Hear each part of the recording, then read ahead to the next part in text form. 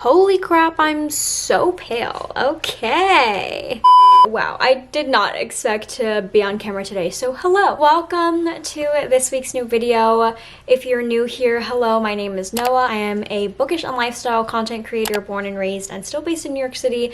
So if that sounds like of any interest to you, I would absolutely love it if you stick around and subscribe if you so please. I occasionally post flip throughs like this one. I definitely do one every year for my bullet journal. I have been doing them less though, so let me know if you would still like to see them. I'm still working on quite a chunky journal and I haven't been journaling as often, so she hasn't really been filling up as much. But I wanted to come on to say hello, happy new year. It is still currently past me, 2022 me, but I wanted to pre-film this and show you what my 2022 bullet journal looks like. All right, so here we begin. This is my journal. Is this crooked or is it like just me? Anyway, I have been a longtime user of the Leuchtturm A5. I typically go for the dotted one.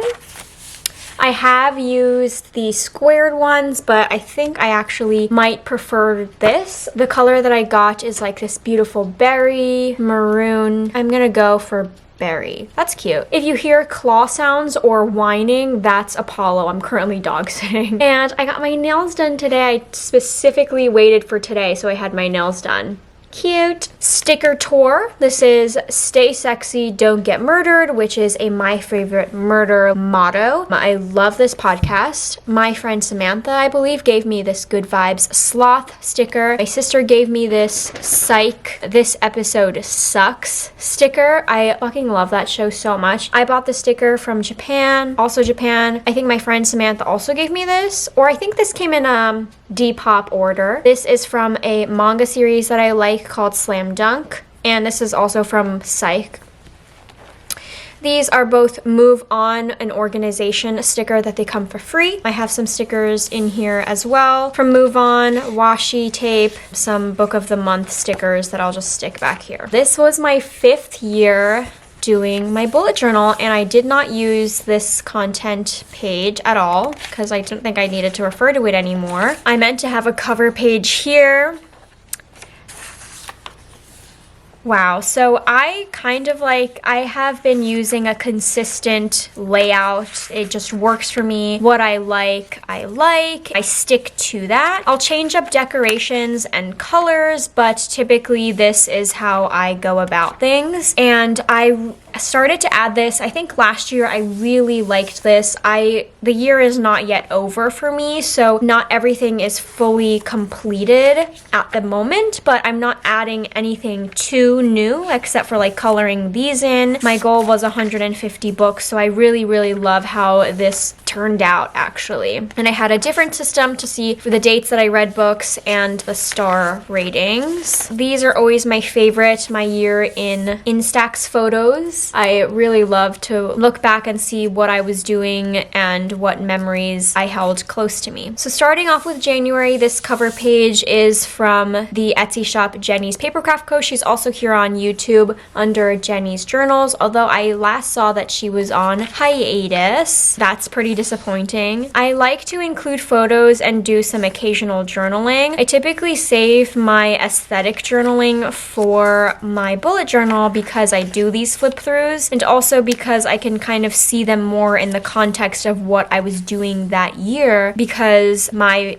journals will sometimes take a year or more to complete. Last year, I really got into the manga series Slam Dunk, so I bought a sticker set of like 100 or 150 or something and had that as my theme, and I really liked it. Koda, my boyfriend, is actually the one who turned me on to this series. It's like his favorite series. We really want to see the movie for it that released only in Japan so far. Him definitely more than me, but I definitely want to reread it now that the movie is out as well, which my mom is actually doing.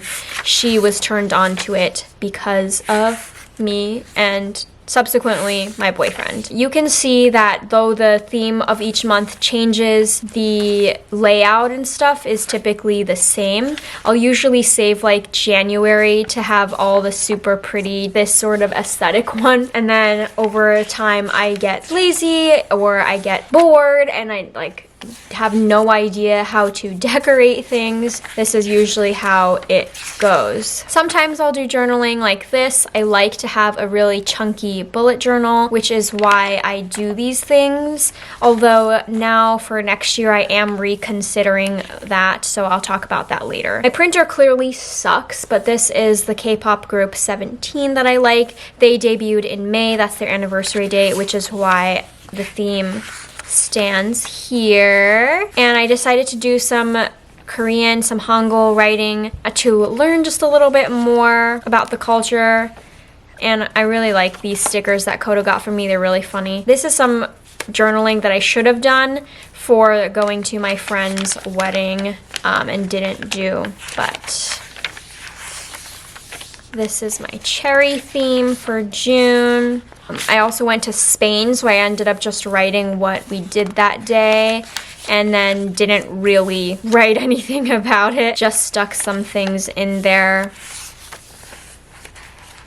I also really fell off my tracker, my expense tracker, and ended up not using it, although I do want to start looking more seriously into my expenses and not quite budgeting, but just being more careful. So I will bring that back for my bullet journal next year, or this year rather, now that you're watching it in the new year. I had some leftover ones. So this is for August. August is my birthday month, so I had just a compilation of like things that I like. This is from when we went to Miami.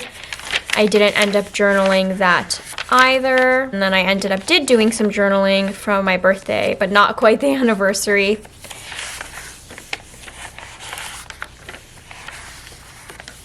This is the day that I was going to the 17 concert. If you were there at Newark, oh my god, amazing. Loved it. It was so great. And so I just wanted to show my appreciation for this talented group. So these sticker sets, I didn't say, these are from Planning with Kay. So I'll use her, although now that she's off like on a website, her shipping is so slow that I really just did not enjoy that and will not be purchasing from her shop anymore. I think I can save these for maybe next year or like my journal or something. October is finally here. Wow, this is gonna be such a short video. I don't think I ever had a flip through that was this short. I really like having this also. Like, the goal is not really, but the max number of pages that I have for this tracker is 250 pages, which I do sometimes or go over. It's so satisfying to have it all the way here, so if I could get close, like I'd rather have it at 250 plus.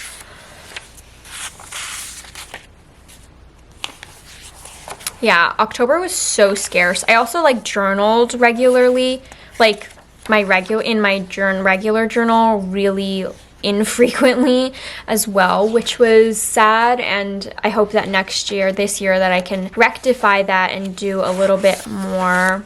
Sometimes I'll write little notes of what I did that day if one day is looking particularly sparse. Especially, wow, November was like especially sparse. And then lastly, we're in December. My December colors are always red and green, and I have the sticker set again from Planning with Kay. This is from Jenny's Papercraft Co. I didn't quite always figure out what to do with this page where I usually kept my expense tracker, but I guess now that I'm bringing that back, that should look okay. And as you can see, when I'm filming this, I haven't quite completed everything, but yeah.